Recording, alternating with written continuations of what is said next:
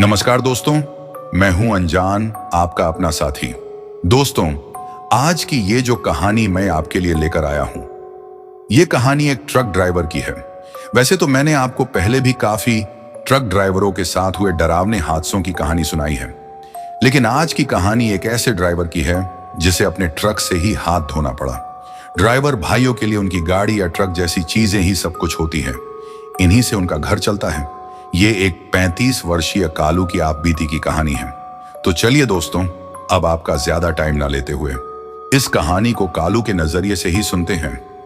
लेकिन कहानी शुरू करने से पहले एक बात, अगर आप इस कहानी को अंत तक सुनते हैं तो यकीनन आपको इस कहानी में डर का एहसास तो होगा ही साथ बहुत मजा भी आने वाला है।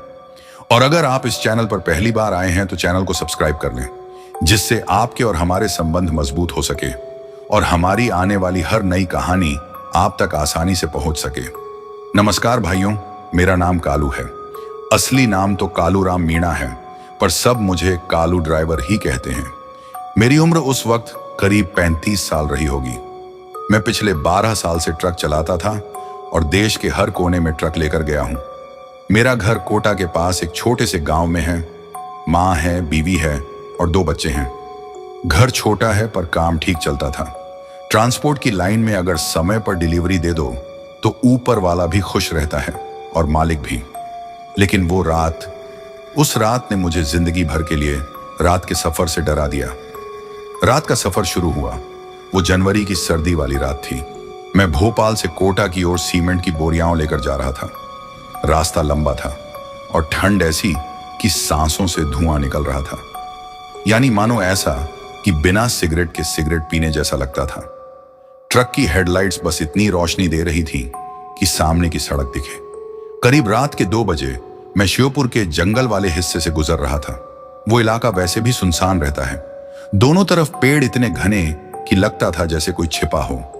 मेरे पास सिर्फ ट्रक के गियर की घरघराहट थी और कभी कभी उल्लू की आती आवाज। तभी मैंने देखा, सड़क किनारे एक औरत खड़ी थी। लाला साड़ी में, हाथ में पोटली थी और सिर थोड़ा झुका हुआ था। पहले तो लगा कोई यात्री होगी जो बस छूट जाने के बाद लिफ्ट मांग रही है। मैंने ट्रक धीरे किया। वो औरत हाथ हिलाने लगी। चेहरा कुछ धुंधला सा दिख रहा था, पर लग रहा था जैसे कांप रही हो। मैंने कांच नीचे किया और कहा, कहाँ जाना है बहन? वो बोली, लेकिन बहुत धीमी आवाज में। बस थोड़ा आगे, गांव तक छोड़ दो। उसकी आवाज में कुछ ऐसा था कि मेरे बदन में ठंड उतर गई। फिर भी इंसानियत में मैंने ट्रक रोक दिया। वो धीरे धीरे पीछे की तरफ चली गई और ट्रक के डंपर वाले हिस्से में बैठ गई। मैंने ट्रक फिर चलाया। थोड़ी देर बाद पीछे से एक धीमी खटखट की आवाज आई। थक थक थक। पहले सोचा कि ट्रक चल रहा है तो शायद बोरियां हिल रही होंगी। फिर आवाज बढ़ने लगी। ऐसा लग रहा था जैसे कोई हाथ से ट्रक की दीवार पर मार रहा हो। मैंने शीशे से देखा, कुछ नहीं, लेकिन दिल में एक अजीब डर समा गया। करीब 10 मिनट बाद वो औरत ट्रक के केबिन के पास आई। मुझे लगा शायद ठंड लग रही होगी, तो मैंने दरवाजा खोला और कहा, आ जाओ, अंदर बैठ जाओ, ठंड है। वो धीरे से चढ़ी, बिना कुछ बोले। चेहरा मैंने पहली बार साफ देखा। उसका चेहरा बिल्कुल पीला, आंखें ढंसी हुई और होंठ काले पड़े हुए। उसके कपड़ों से गीली मिट्टी और सड़ात जैसी बदबू आ रही थी। मैंने पूछा, बहन, इतनी रात को कहां जा रही थी? वो बोली, मेरा घर यहीं है, बस आगे पुल के पास। इतना कहकर उसने सिर नीचे झुका लिया। फिर बोली, मुझे कोई नहीं पहचानता अब। यह सुनकर मेरे गले से आवाज तक नहीं निकली। बस मन में एक ही ख्याल आया, मुझे कोई नहीं पहचानता अब। इसका क्या मतलब था?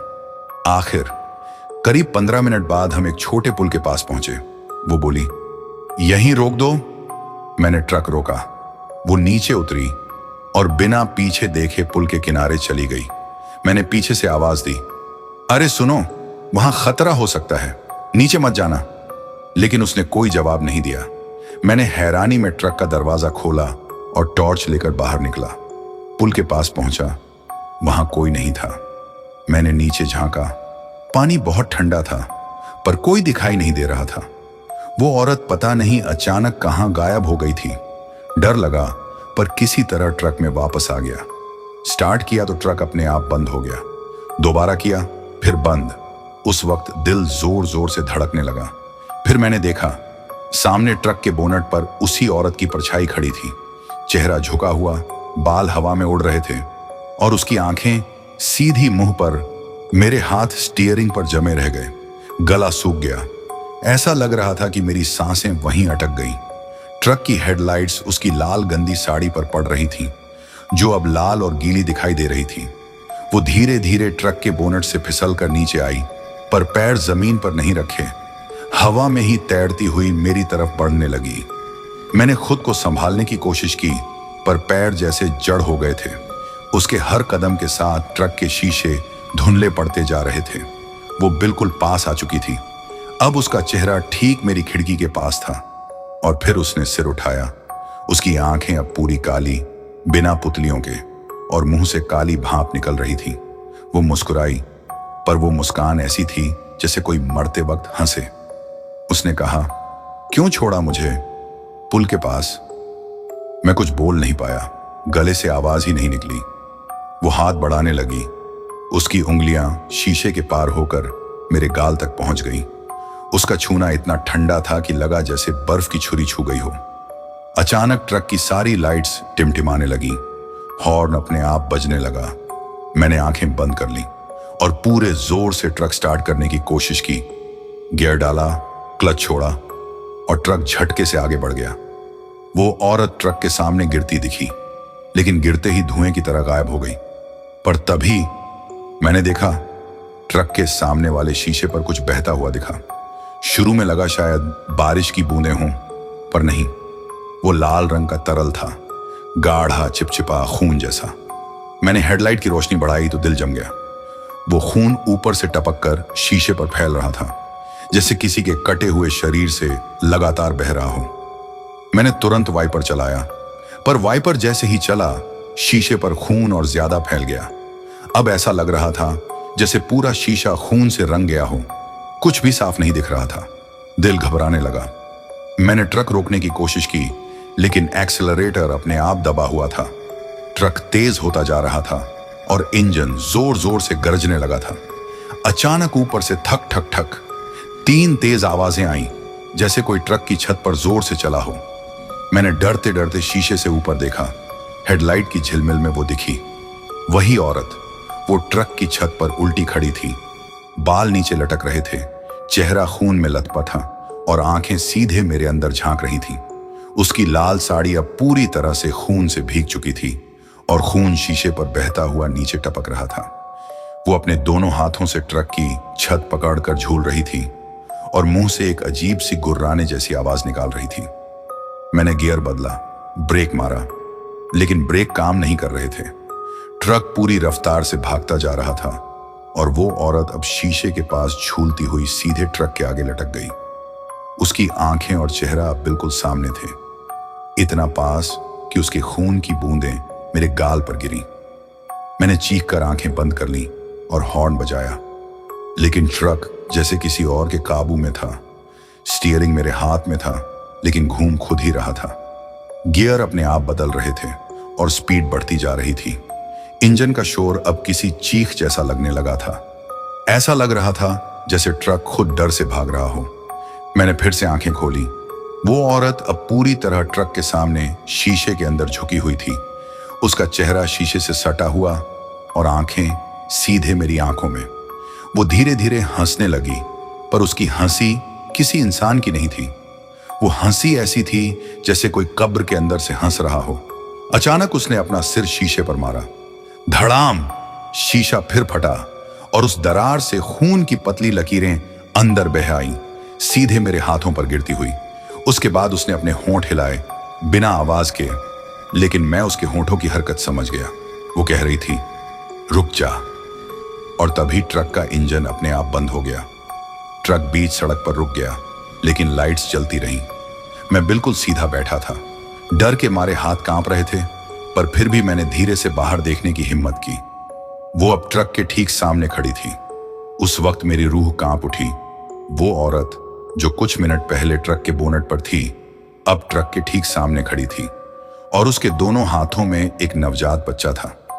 उसके बाल हवा में बिखरे हुए थे, चेहरा बिल्कुल सफेद, जैसे किसी ने सारा खून निचोड़ लिया हो। उसके होंठों से सिर्फ एक फुसफुसाहट निकली, मेरा बच्चा, तूने मेरा बच्चा मार दिया। मेरी सांसें जैसे रुक गई। मुझे कुछ समझ नहीं आया, मैंने कब किस बच्चे को मारा। ये औरत क्या कह रही थी? वो धीरे धीरे ट्रक की ओर बढ़ने लगी।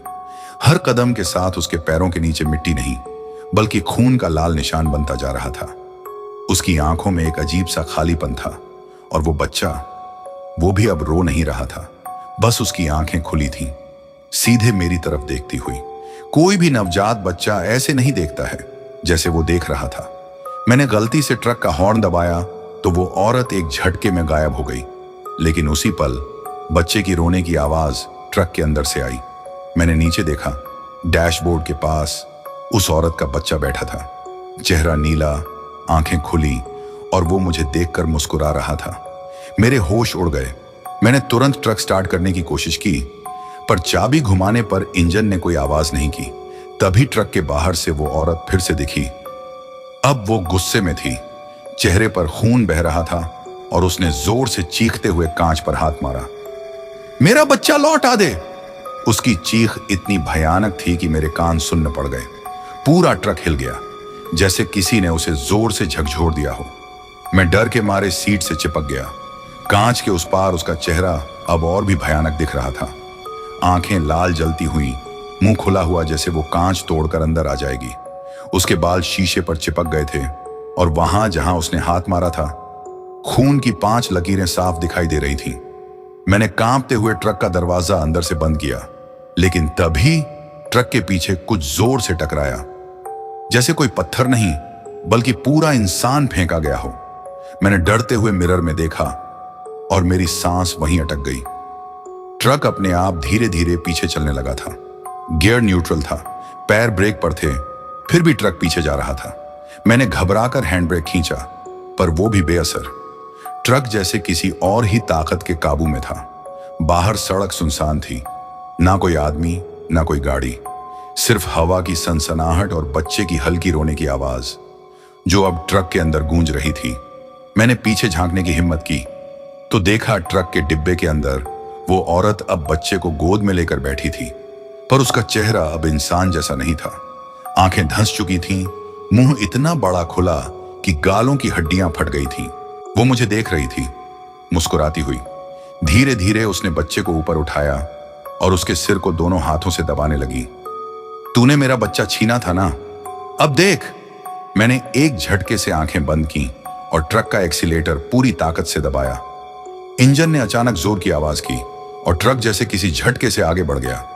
वो औरत पीछे धुंध में गायब हो गई, लेकिन कुछ सेकंड बाद मेरे ट्रक की विंडशील्ड पर 2 छोटे छोटे खून से सने हाथों के निशान उभर आए। मैंने बिना पीछे देखे ट्रक को पूरे जोर से दौड़ा दिया। क्लच, गियर, एक्सीलेटर सब एक साथ दबा रहा था, बस किसी तरह उस सड़क से निकल जाना चाहता था। करीब आधा घंटा चलने के बाद एक पुराना सा ढाबा दिखा। एक छोटा सा बल्ब जल रहा था और कुछ ट्रक वहां खड़े थे। मैंने राहत की सांस ली और ट्रक रोक दिया। उतरा तो पैर कांप रहे थे, दिल अब भी तेजी से धड़क रहा था। ढाबे का मालिक, एक बूढ़ा आदमी, मुझे देखकर बोला, क्यों भाई, ऐसे हाँफ रहा है जैसे भूत देख लिया हो? मैंने कांपती आवाज में कहा, भाई, वो सड़क पर एक औरत थी, गोद में बच्चा था, सामने आई, फिर गायब हो गई, फिर ट्रक अपने आप पीछे चलने लगा। ये सुनते ही बूढ़े का चेहरा उतर गया। उसने तुरंत बाकी लोगों की तरफ देखा, फिर धीरे से बोला, कौन सी सड़क? मैंने बताया, भूरा मोड़ पार करके जो लंबा पुल है उसी के आगे। उसने सिर झुका लिया और बोला, बेटा, तू जिंदा बच गया, ये किसी चमत्कार से कम नहीं। मैंने डरते हुए पूछा, क्यों? वो धीरे धीरे मेरे पास आया और बोला, वो औरत कमला देवी थी। 10 साल पहले अपने नवजात बच्चे के साथ उसी सड़क पर मरी थी। रात में ट्रक वालों से लिफ्ट मांगी थी, पर ड्राइवर ने नशे में गाड़ी चढ़ा दी। वो और उसका बच्चा वहीं मर गए।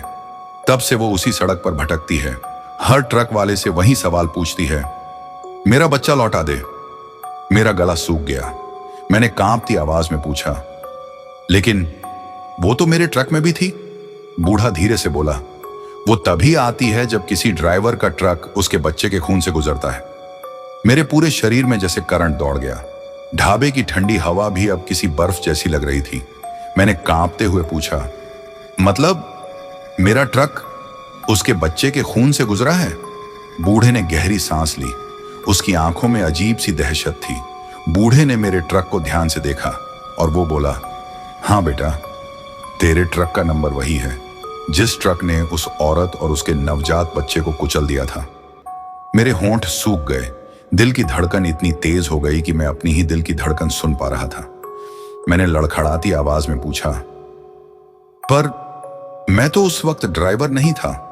बूढ़ा बोला, मालिक चाहे बदल जाए बेटा, लेकिन गाड़ी के पहिए पर लगा खून का पाप कभी नहीं मिटता। उसकी ये बात सुनकर मेरे रोंगटे खड़े हो गए। मुझे लगा जैसे किसी ने मेरी गर्दन के पीछे बर्फ रख दी हो। ढाबे के चारों ओर का माहौल अचानक बदल गया। हवा भारी हो गई थी। बल्ब की लौ बार बार झिलमिला रही थी और आसमान में बादलों ने चांद को ढक लिया था। मैंने कांपती आवाज में पूछा, लेकिन अब मैं क्या करूं? वो औरत तो आज मेरे सामने आई थी, गोद में बच्चा लेकर, और ट्रक के अंदर तक आ गई थी। बूढ़ा कुछ देर चुप रहा, फिर बोला, उसकी आत्मा अब तेरे ट्रक से बंध चुकी है। वो तुझसे अपना बच्चा मांगने आई है। जब तक उसका बच्चा उसे नहीं मिलेगा, वो हर रात तुझे पुकारेगी, हर सफर में तेरे साथ रहेगी। मेरा गला सूख गया। मैंने बमुश्किल शब्द निकाले, पर उसका बच्चा तो, बूढ़े ने बीच में ही काटते हुए कहा, मर चुका है, लेकिन उसे अब भी लगता है कि कोई उसे छीन ले गया। हर ड्राइवर जो उस ट्रक में बैठता है, वो उसे अपना गुनहगार समझती है। बूढ़ा आदमी मेरी तरफ धीरे धीरे झुकते हुए बोला, कालू, ये ट्रक तुमने अभी खरीदा है ना? मैंने डर के मारे कांपते हुए सिर हिला दिया। हाँ, पिछले साल ही खरीदा है। उसने गहरी सांस ली और आंखें फैलाते हुए कहा, तो समझ ले बेटा, ये ट्रक तुम्हारे लिए वरदान नहीं, अभिशाप बन गया है। इस पर जो पाप का निशान है, वो सिर्फ पुराने मालिक तक ही नहीं रहा, अब ये निशान तेरे ऊपर भी है। हर रात, हर सफर में वो औरत आएगी। पहले बस डर दिखाएगी, फिर धीरे धीरे उसके कदम ट्रक के अंदर तक आएंगे, और जब वो अंदर आ जाएगी तो बचना मुश्किल होगा। वो बच्चे की चीख, वो खून का निशान, वो हाथ, सब तुम्हें याद रहेंगे। और अगर तूने कभी इस ट्रक को बेचा या किसी और को दिया, तो अगला ड्राइवर भी उसी भूतिया ताकत का शिकार बनेगा। यह सुनते ही मैं अपना होश खोता जा रहा था। मैंने जैसे तैसे होश में आने की कोशिश की, पर होश कहां था। ढाबे के बूढ़े ने हाथ थामकर मुझे पीछे खींचा ही था कि अचानक ट्रक की ओर से जोरदार गड़गड़ाहट हुई। चाबी मेरे हाथ में थी, पर मैंने उसे कभी घुमाया ही नहीं। फिर भी इंजन अपने आप चिल्लाया और ट्रक धीरे धीरे आगे बढ़ने लगा। बूढ़ा चीखकर मेरे पीछे पीछे भागा और मैं भी कुछ समझे बिना दौड़ पड़ा। पर जैसे कोई गायब रस्सा मेरे पैरों से जुड़ा हुआ था, मैं भाग ही नहीं पा रहा था। ट्रक जैसे किसी पुराने नक्शे पर निर्देशित हो, बिल्कुल उसी पुल की ओर भाग रहा था जहां कमला और उसका बच्चा मर गए थे। सड़क पर हवाएं चीख रही थीं, पेड़ों की छाया लंबी सुई जैसी चुभ रही थी। ढाबे पर मौजूद कुछ और ट्रक वाले भी बाहर से देख रहे थे। उनकी आंखें चौड़ी, मुंह खुले, पर कोई हस्तक्षेप कर ही नहीं पाया। मैंने आंसुओं भरे हाथों से चाबी पकड़ा और आखिरी कोशिश में चिल्लाया, खुदा के वास्ते रुक जा। पर ट्रक नहीं रुका। वो बढ़ता गया, जैसे उसकी बागडोर अब किसी और की हो, किसी ऐसी शक्ति की जो सिर्फ एक ही रास्ता जानती थी। पुल के पास पहुंचते पहुंचते हवा और भी ठंडी हो चली थी। वहां की मिट्टी पर सूखे दाग, वहीं पुरानी कथाएं और एक बदबू थी जो सीधे अंदर तक घुसती थी। ट्रक धीमे धीमे पुल पर चढ़ा और मैंने देखा कि पुल के सामने वहीं परछाई खड़ी थी। कमला, उसकी साड़ी खून से भीगी और बच्चा उसके हाथों में। पर बच्चा इस बार झुलसा हुआ नहीं, सन्नाटा लिए, जैसे किसी ने उसे आवाज छीन ली हो। बूढ़ा मेरे पास आया। सांसें तेज थीं, हाथ कांप रहे थे। फिर उसने धीरे धीरे अपनी झोली से निकाली एक छोटी मिट्टी की मटकी, अंदर कुछ गंदा सा पानी। पर उसने कहा, यह गंगा जल नहीं, पर पुरानी औंधी जगहों की राख और पानी से कुछ असर होता है। तू बस उसे ऊपर से छिड़क दे और 3 बार राम राम बोल दे। उसके शब्द सुनकर मन में हल्का साहस जागा, पर साथ ही डर भी 2 गुना हो गया। ट्रक पुल के बीचों बीच रुकते ही जैसे समय ठहर गया। कमला मुझसे कुछ कदम आगे खड़ी थी।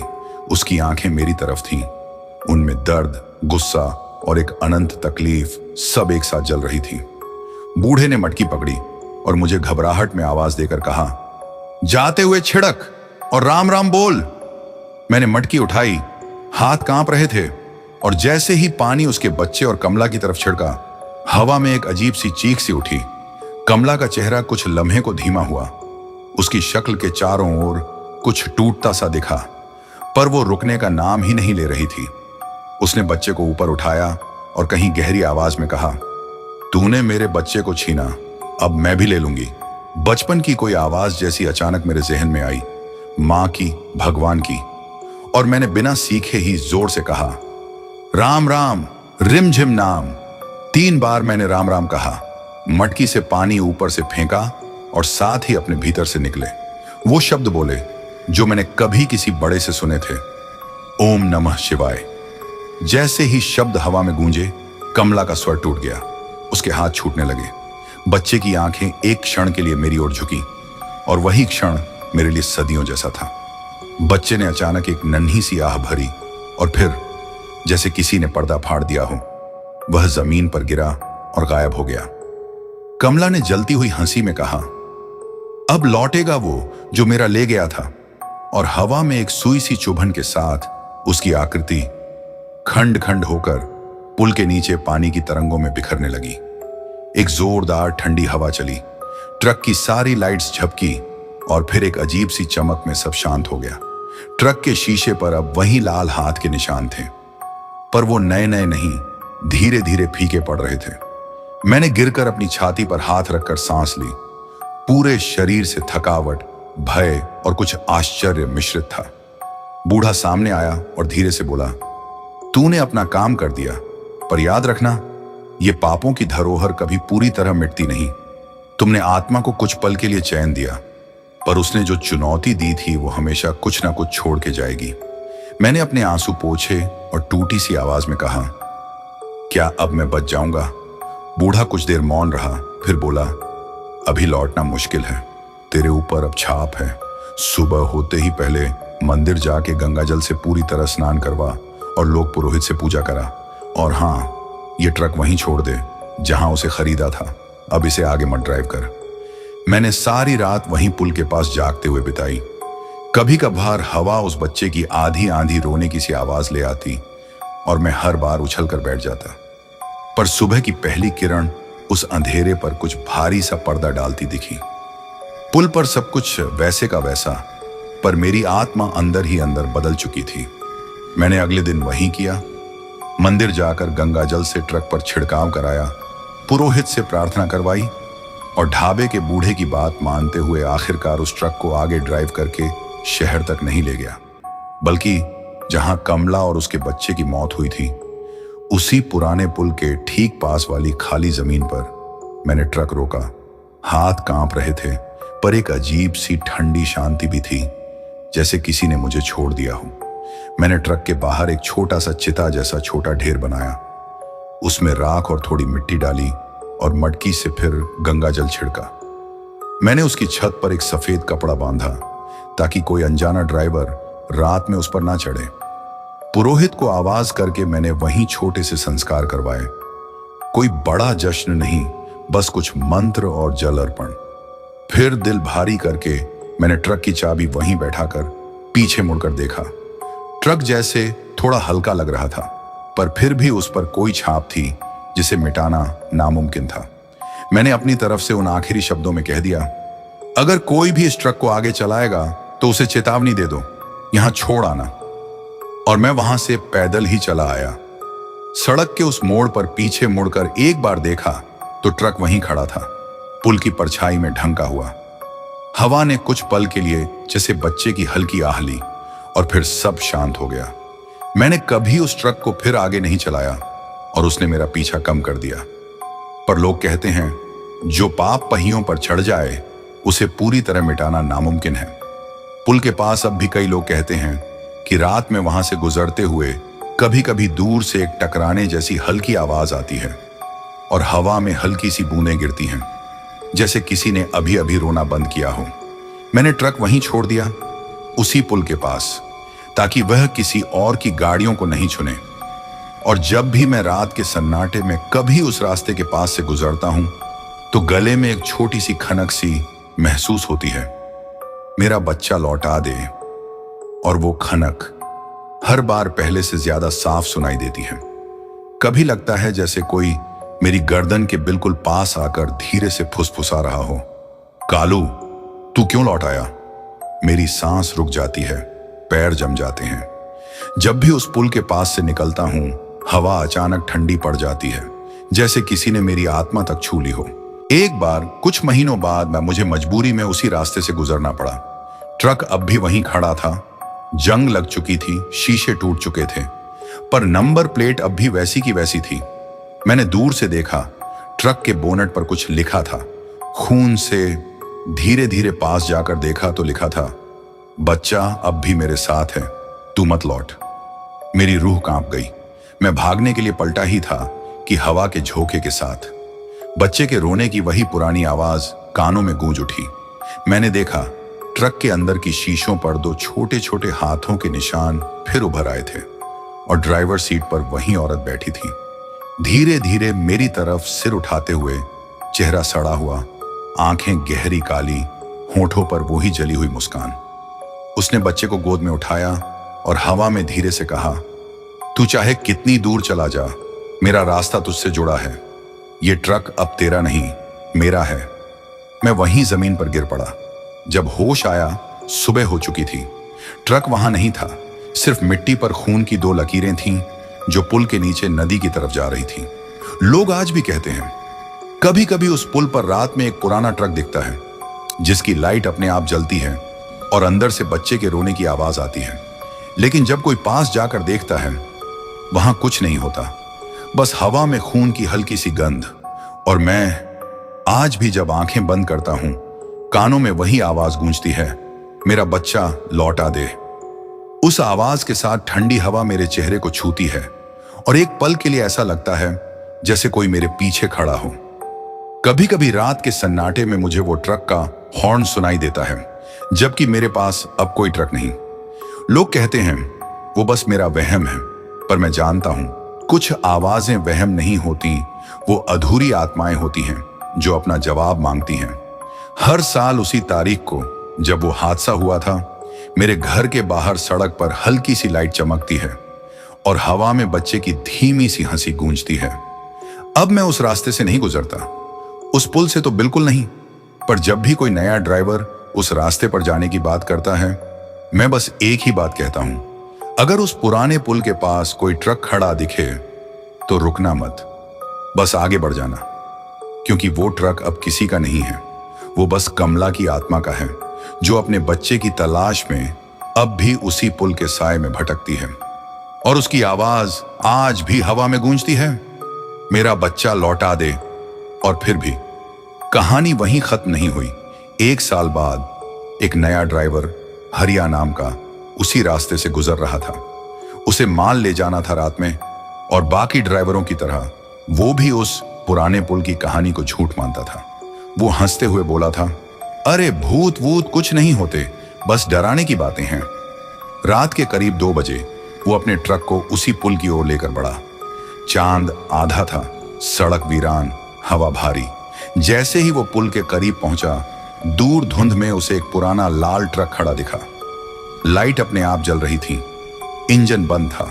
हरिया ने हेडलाइट उस पर डाली। ट्रक बिल्कुल वैसा ही था जैसा मैंने छोड़ा था, नंबर प्लेट भी वही। हरिया मुस्कुराया, बोला, यही है वो भूतिया ट्रक। और जैसे ही वो पास पहुंचा, ट्रक की ड्राइवर सीट पर किसी की परछाई हिली। उसने आवाज लगाई, कौन है वहां? कोई जवाब नहीं, बस हवा चली और ट्रक का हॉर्न अपने आप बज उठा। हरिया डरकर पीछे हटा, लेकिन तभी ट्रक के कांच के अंदर कुछ हिलता दिखा। एक औरत गोद में बच्चा लिए धीरे धीरे सिर उठा रही थी। चेहरा खून से सना और आंखें सीधी हरिया पर टिक गईं। हरिया ने चिल्लाकर इंजन चालू किया और भागा, पर जैसे ही उसने एक्सीलेटर दबाया, उसके ट्रक के बोनट पर 2 छोटे छोटे खून के हाथों के निशान उभर आए। अगली सुबह वो ट्रक पुल से नीचे नदी में मिला। ड्राइवर सीट खाली थी, लेकिन अंदर सीट पर एक छोटे बच्चे की खिलौना चूड़ी पड़ी थी। लोगों ने फिर बातें की, कहां शायद वही ट्रक था जो सालों पहले कालू छोड़ गया था। कोई नहीं जानता वो ट्रक अब कहाँ है, पर रात के वक्त जब कोई उस पुल से गुजरता है तो लाल हेडलाइट्स की हल्की चमक धुंध में दिखती है और हवा में वही आवाज गूंजती है, मेरा बच्चा लौटा दे। तो दोस्तों, ये थी हमारी आज की कहानी। कहानी आपको कैसी लगी हमें कमेंट में लिखकर जरूर बताएं।